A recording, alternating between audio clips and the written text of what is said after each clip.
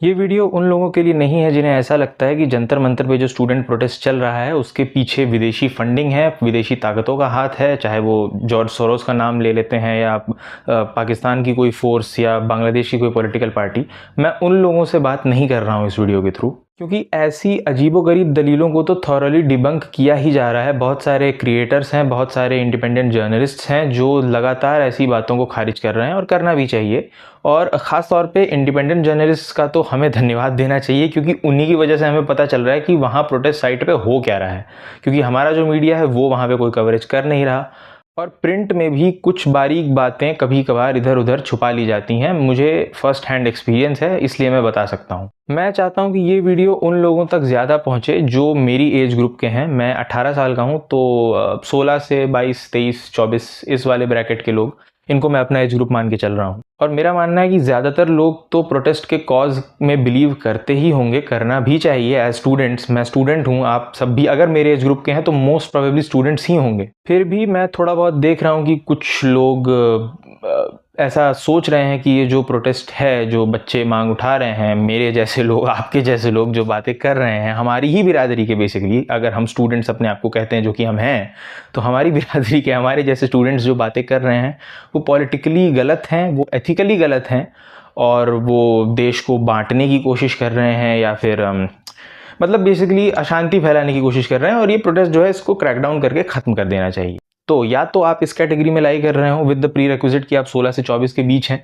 कि भाई ये तो गलत है पूरा का पूरा, या आपको लगता है कि नहीं जो हो रहा है वो ठीक है, मांगे ठीक हैं, जो कॉज है प्रोटेस्ट का वो ठीक है, लेकिन आप फुल्ली बिलीव नहीं कर पा रहे हैं, क्योंकि भाई अब जाहिर सी बात है अगर हम 17-18 के हैं तो हम वही हैं जो हमने आसपास देखा है, हमने बस अब्जॉर्ब किया है। अभी तक बहुत ज़्यादा ओपिनियंस हमने नहीं फॉर्म किए हैं, खुद नहीं सोचा होगा, बहुत नॉर्मल सी चीज़ है, सबके साथ होता है। तो हो सकता है आपके आसपास ऐसा माहौल हो जो आपको फुल्ली बिलीव करने नहीं दे रहा हो, वो राइट लीनिंग हो, जैसा भी हो। तो मैं आप लोगों से रिक्वेस्ट करूंगा कि भाई थोड़ा एक बार अपने दिमाग का इस्तेमाल करो। और क्योंकि हम 16 से 24 के बीच में हैं, मोस्ट प्रोबेबली या तो हाई स्कूल के स्टूडेंट्स हैं या फिर कॉलेज के स्टूडेंट्स हैं, तो हमारे पास इतना समय तो है ही कि 100-150 पन्ने की कोई किताब फट से एक दिन में पढ़ सकें। और वो भी ज़रूरी किताबें, ये कहानी की किताबें नहीं हैं या फिर ऐसी किताबें नहीं हैं जिन्हें आप रिक्रिएशन कह सकते हैं। ये ज़रूरी किताबें हैं और हमारी उम्र के लोगों को ख़ास तौर पर अभी जो चल रहा है इसके रिस्पेक्ट में तो पढ़नी ही चाहिए, इसके कॉन्टेक्स्ट में, I am so sorry, not respect में, पढ़नी ही चाहिए। और अगर आप बिलीव करते हैं उस कॉज में, आप प्रोटेस्ट के साथ हैं, तब भी आप मतलब ऑब्वियसली तब तो आप देख ही सकते हैं। पर जो लोग नहीं करते हैं और हमारी एज ग्रुप के हैं, उनका ये वीडियो देखना या इस तरह की बातों में या इस तरह के डिस्कोर्स में शामिल होना ज़्यादा ज़रूरी है, क्योंकि वो हमारी जनरेशन के हैं और वो वही गलतियां कर रहे हैं जो हमारी पिछली जनरेशन करती आएगी।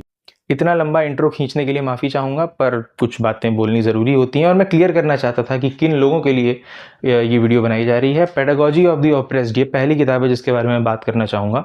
इसमें ये बताया गया है कि कैसे जो लीडरशिप होती है वो ये चाहती है कि जो कॉमन मासेस हैं वो थोड़े पैसिव रहें, उनमें एजुकेशन इस तरह की इंस्टिल की जाए कि उन्हें लगे कि भाई आवाज़ उठाना या फिर सवाल पूछना गलत है, उन्हें ऑर्डर फॉलो करना आना चाहिए। और ये किताब ज़रूरी इसलिए हो जाती है क्योंकि जो टैक्टिक्स यूज़ होती हैं किसी सोसाइटी को सप्रेस करने के लिए, सप्रेस भी नहीं, इनफैक्ट एक तरह से नशे में एक मदहोशी में लाने के लिए कि हाँ सब कुछ ठीक चल रहा है, सब कुछ ठीक चल रहा है, उसका आपको थोड़ा ज्ञान होगा। हो सकता है कि आपको लगे कि हाँ भाई ये जो प्रोटेस्ट हो रहा है वो इसी टैक्टिक के विरुद्ध हो रहा है, और इसीलिए क्योंकि आप इसी मुगालते में थे अब तक, इसलिए आपको सब नॉर्मल लग रहा था। आपको लग रहा था कि ये जो प्रोटेस्ट है ये बेकार है, ये स्टूडेंट्स जो हैं ये मतलब बदमाशी कर रहे हैं। लेकिन इसको पढ़ने के बाद हो सकता है कि आपकी बुद्धि खुले। मैं फिक्शन की बात नहीं कर रहा, वरना जॉर्ज ऑरवेल की 1984 और एनिमल फार्म तो क्लासिक एग्जांपल्स हैं ही, मैंने दोनों पढ़ी हैं। और 1984 मैं डेफिनेटली कहूँगा कि उसको एक बार पढ़ना, जेन्युइनली डर लगता है उसको पढ़ने के बाद कि यही तो हो रहा है। अगली किताब का नाम है why I am an atheist by Bhagat Singh. इसका नाम आपने बहुत सुना होगा। बेसिकली इसमें भगत सिंह के लेटर्स हैं जो उन्होंने जेल से लिखे थे। ये मैंने इसलिए उठाई क्योंकि एक तो आजकल भगत सिंह का नाम बहुत ज़्यादा चर्चा में है, दूसरा इसलिए कि लोग बस नाम ही जानते हैं, ये नहीं जानते कि उनकी सोच क्या थी, वो क्या सोचते थे। प्लस ये भी लोग मिस कर देते हैं कि he was 23 when he was hanged, और मैं 18 का हूँ, आप हो सकता है 19-20 के हों, तो यानी ये जो ख्यालात उनके डेवलप हुए वो हमारी उम्र में ही हुए होंगे। तो यानी अगर ये सोच सकते हैं तो हम एटलीस्ट चलो मान लिया हम डरपोक किस्म के हैं थोड़े, लेकिन कम से कम बिलीव तो कर सकते हैं। अगर हम अकेले नहीं कर सकते, फिर भी अगर 100 लोग 50 लोग इस विचारधारा में मानने वाले आ जाए, तब तो हमें लगेगा ना कि नहीं, वी कैन डू समथिंग। तो इसलिए इसको पढ़ना ज़रूरी है। और फिर एक सॉर्ट ऑफ जनरल नॉलेज का भी पक्ष जुड़ी जाता है कि भाई फ्रीडम फाइटर थे तो पढ़ लेना चाहिए, वो एक अलग बात है। मैं मौजूदा कॉन्टेक्स्ट के दायरे में रह के बात कर रहा हूँ कि जो अभी हो रहा है जंतर मंतर पे और जिस तरह से पुलिस क्रैकडाउन कर रही है, पुलिस के साथ साथ कुछ वो लोग क्रैकडाउन कर रहे हैं जिनके पास कोई बिल्ला नहीं है, जिसके ऊपर उनका नाम नहीं लिखा हुआ। तो मतलब कहना तो नहीं चाहिए, लेकिन ऐसे ही रजीम के खिलाफ ये लड़ रहे थे। उस समय अंग्रेज़ों की थी, इस समय हमारी खुद की है। काफ़ी सारी वीडियोज़ ऐसी सरफेस हो रही थी जिसमें ये दिखाया जा रहा था कि लड़कियों के साथ काफ़ी बदतमीज़ी की गई है, काफ़ी बदसलूकी की गई है, उनके कपड़े फाड़े गए हैं, उनको थप्पड़ मारा गया या लाठी से पीटा गया, और वो भी पुरुषों के द्वारा जो वहाँ पे बेसिकली पीस कीपिंग के लिए आए थे, विच इज़ वेरी आयरॉनिक। भाई इस अगली बुक के बजाय अगर मेरे पास कोई बेसिक डिसेंसी पे बुक होती तो मैं उसी को मेंशन कर देता, क्योंकि ये मामला बेसिक डिसेंसी का ही है। बट ऐसी कोई किताब है नहीं मेरे पास, क्योंकि शायद किसी ने लिखी ही नहीं, क्योंकि लिखने वाले को लगा होगा कि ये लिखने की चीज़ थोड़ी है, ये तो सबको मालूम होगा। पर ऑब्वियसली सबको मालूम नहीं है, इसीलिए ऐसी चीज़ें होती हैं। By the way, mister Goswami is just for the vibes man, just for the vibes. Anyways, moving on. तो जो अगली किताब है वो उसी से जुड़ी हुई है, और आज की आखिरी किताब which is woman hating by Andrea Dworkin. Now I know कि नॉर्मल लेवल हेडेड लोगों के लिए कोई किताब पढ़ना ज़रूरी नहीं है ये समझने के लिए कि जो हुआ है वहाँ पे, और आज भी हो रहा होगा, आई डोंट नो, आज 22 जुलाई है जब मैं ये वीडियो शूट कर रहा हूँ, कि वो बदतमीज़ी ही है और लीचड़पना है।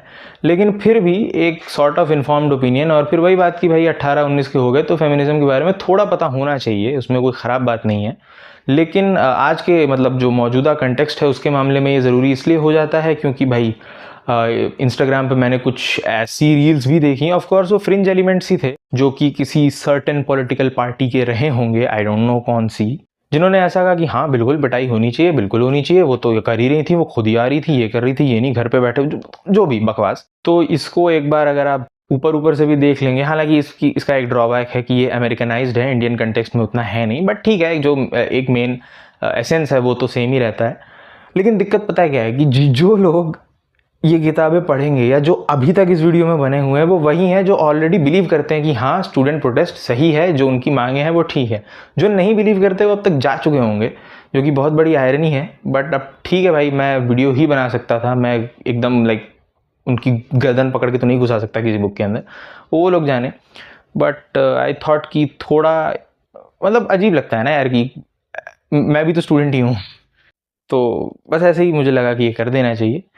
बाकी ठीक है, दूसरी वीडियोस मैंने रिकॉर्ड कर रखी थी बट मैं उन्हें अपलोड नहीं कर पाया था। ये मुझे लगा कि इस वीडियो को पहले अपलोड करना ज़रूरी है। कुछ खास नहीं था इसमें, 2-3 किताबें ही थी, पर I hope the message is clear. तो thanks for watching, good bye.